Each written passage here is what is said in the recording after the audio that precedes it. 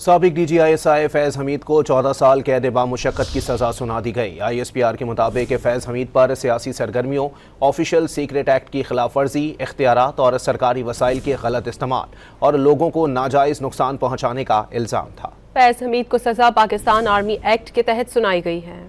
بڑا فیصلہ آ گیا۔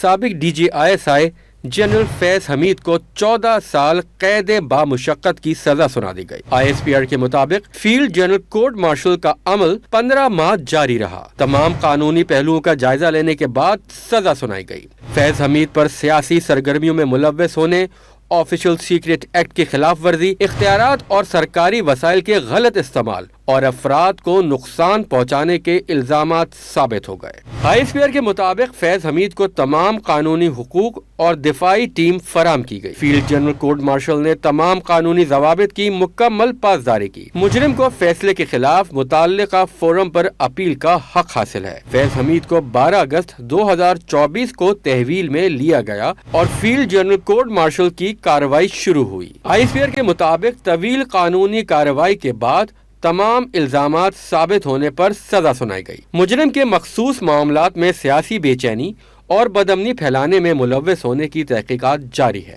آئی ایس پی آر کے مطابق سزا 11 دسمبر 2025 سے نافذ العمل ہوگی۔ فیض حمید پر آرمی ایکٹ کی خلاف ورزی اور غلط رویے کے الزامات کی بنیاد پر مقدمہ بنایا گیا، جو ایک نجی ہاؤسنگ سوسائٹی کی شکایت پر مبنی تھا۔ مقدمہ نومبر 2023 میں سپریم کورٹ کے فیصلے کے بعد سامنے آیا۔ عدالت نے درخواست گزار اسلام آباد ٹاپ سٹی ہاؤسنگ سوسائٹی کے مالک کو ہدایت کی کہ وہ اپنی شکایت بشمول وزارت دفاع مناسب فورمز پر کریں۔ یہ مقدمہ پاکستان آرمی کی تاریخ کے سب سے نمایاں کورٹ مارشل کیسز میں سے ایک ہے۔ فیض حمید پہلے ڈی جی آئی ایس آئی ہیں جن کے خلاف کارروائی ہوئی۔ فیض حمید 17 جون 2019 سے 19 نومبر 2021 تک ڈی جی آئی ایس آئی رہے۔